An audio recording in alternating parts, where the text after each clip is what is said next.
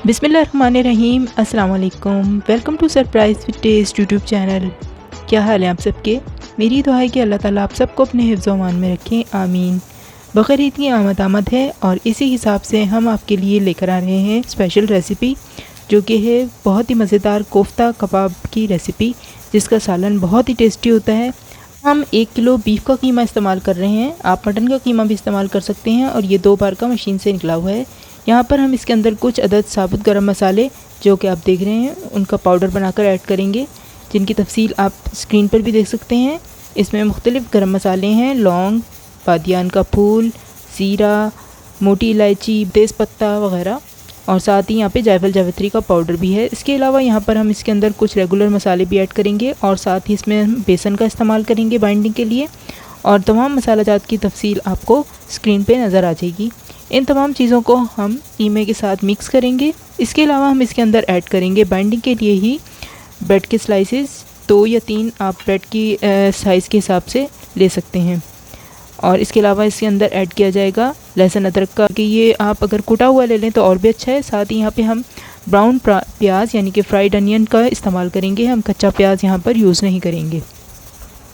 हमने तमाम चीज़ों के साथ कीमे को बहुत अच्छी तरह से बारीक पीस लिया है, और आप देख रहे हैं कि मज़ीद बारीक होने के बाद ये अच्छी तरह से बाइंड हो गया है, क्योंकि इसके अंदर हमने बेसन का भी इस्तेमाल किया है और इसके साथ ब्रेड के स्लाइसेस भी यूज़ किए हैं। ब्रेड के स्लाइसेस इसको बाइंडिंग का भी काम देंगे इसके अंदर, और साथ ही सॉफ्ट भी बनेंगे हमारे इससे कोफ्ते।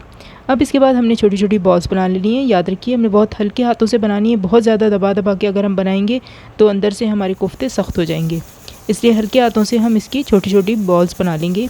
साइज़ आप अपनी पसंद के मुताबिक बड़ा या छोटा बना सकते हैं। अब इसके बाद अगर आप चाहें तो इसी स्टेज पर इन्हें अच्छी तरह से प्लास्टिक रैप से कवर कर लीजिए और फ्रीज़ भी कर सकते हैं। लेकिन हम क्योंकि यहाँ पे बनाने जा रहे हैं, इसलिए हम सबसे पहले मसाला तैयार करेंगे। इसके लिए यहाँ पर हमने कुकिंग ऑयल लिया है तकरीबन हाफ़ कप, साथ ही इसके अंदर हमने सफ़ेद ज़ीरा ऐड किया है, और इसके अलावा हमने यहाँ पर इस्तेमाल किए हैं बे लीव्स यानी कि तेज़पत्ते, 3-4 हरी इलायची, और 1-2 हमने इसके अंदर दालचीनी के टुकड़े भी ऐड कर दिए हैं। और इसके बाद हम इनको उस वक्त तक पकाएंगे जब तक कि ये चटकने लगें और अच्छी सी खुशबू आ जाए। इस स्टेज पर हम इसके अंदर ऐड कर रहे हैं प्याज, जो कि हमने चॉपर में चॉप कर ली है, लेकिन बहुत ज़्यादा बारीक पेस्ट नहीं बनाया। ये तकरीबन 2 मीडियम साइज़ के प्याज हैं, और इस वक्त तक प्याज को पकाएंगे जब तक कि इनका कलर थोड़ा सा ब्राउनिश हो जाए, लेकिन बहुत ज़्यादा डार्क ब्राउन नहीं करना। इसके बाद हम इसके अंदर ऐड करेंगे 2 चाय के चम्मच कुटा हुआ लहसुन अदरक, और उस वक्त तक हम प्याज के साथ इसे भी फ्राई करेंगे जब तक कि इसके कच्चेपन की स्मेल ख़त्म ना हो जाए। तकरीबन 2 मिनट तक हमने इसी तरह अच्छी तरह से फ्राई कर लिया है। इस तरह से हमारे प्याज का कलर भी थोड़ा सा चेंज और हो गया है, और साथ ही लहसुन अदरक भी हमारा तैयार हो चुका है। अब हम इसके अंदर ऐड करने जा रहे हैं टमाटो प्यूरी। ये 3/4 कप है, यानी 3/4 कप। अगर आप टमाटर का इस्तेमाल कर रहे हैं तो 3 अदद बड़े टमाटर, उनको अच्छी तरह से धोकर ब्लेंडर में डाल के ब्लेंड कर लीजिए और साथ ही शामिल कर दीजिए। अब इसके अंदर हम ऐड करेंगे कुछ मसाला जात, जिसमें यहाँ पे कश्मीरी सुर्ख मिर्च है, रेगुलर सुर्ख मिर्च है, धनिया पाउडर है, हल्दी, गरम मसाला, ज़ीरा पाउडर, और इसके अलावा नमक का इस्तेमाल हमने किया है। तमाम चीज़ों की तफसील आपको स्क्रीन पे नज़र आ जाएगी। अब हम मसाले को खूब अच्छी तरह से भूनेंगे, और हमने इसे जलने नहीं देना, इसलिए हम इसके अंदर 1-2 टेबलस्पूनफुल पानी भी ऐड करते रहेंगे। लेकिन बुनाई का अमल आपने बहुत ही अच्छी तरीके से करना है। जितना अच्छा आप मसाला तैयार करेंगे, इतना ही अच्छा आपका ग्रेवी का जायका होगा। इसलिए बहुत अच्छी तरीके से आप मीडियम आंच पर मसाले को 5-7 मिनट तक भूनिए, और 1-1, 2-2 टेबलस्पूनफुल पानी भी ऐड करते जाएं, ताकि मसाला जलने ना पाए। देखिए, बहुत अच्छा सा मसाला तैयार हो रहा है, और इसी तरह हम इसे 3-4 मिनट तक बहुत अच्छी तरह से मज़ीद भूनेंगे। और जब इसमें से ऑयल सेपरेट होना शुरू हो जाए, तो उस स्टेज पर हम इसके अंदर ऐड करेंगे दही।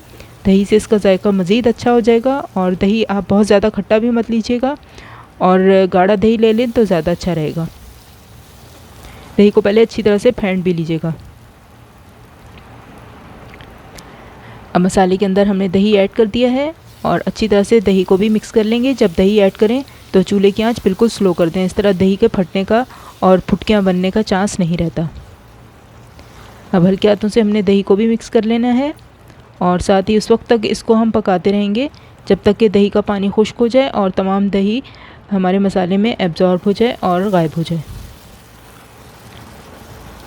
देखिए हमारे मसाले ने अच्छी तरह से दही के पानी को भी जज़्ब कर लिया है और अब दही बिल्कुल नज़र भी नहीं आ रहा, मसाले का रंग फिर से डार्क हो गया है।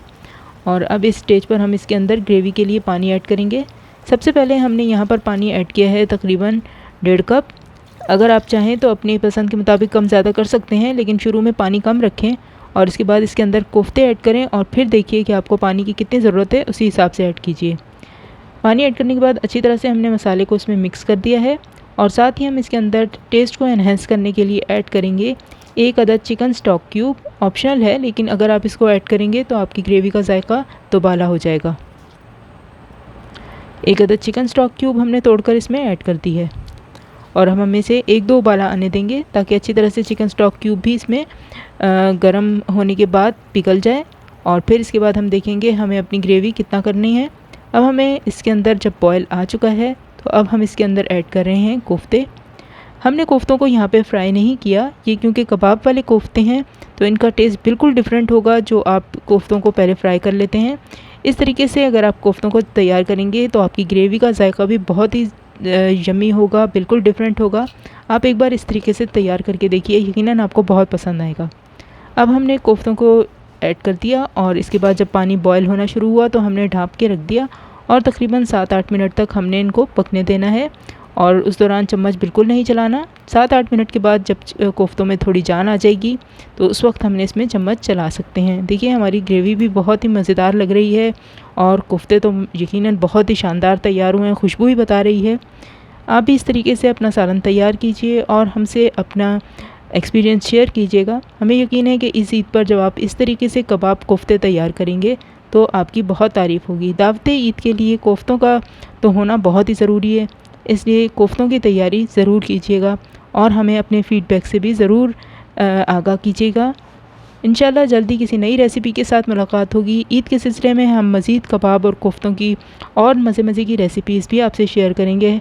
देखते रहिएगा और अपना फ़ीडबैक भी देते रहिएगा। हमारे चैनल को सब्सक्राइब कर लीजिएगा। वीडियो पसंद आई है तो लाइक करना मत भूलिएगा। अपनी दुआओं में याद रखिएगा। इंशाल्लाह जल्द ही किसी नई मज़ेदार और एक्साइटिंग रेसिपी के साथ आपसे मुलाकात होगी।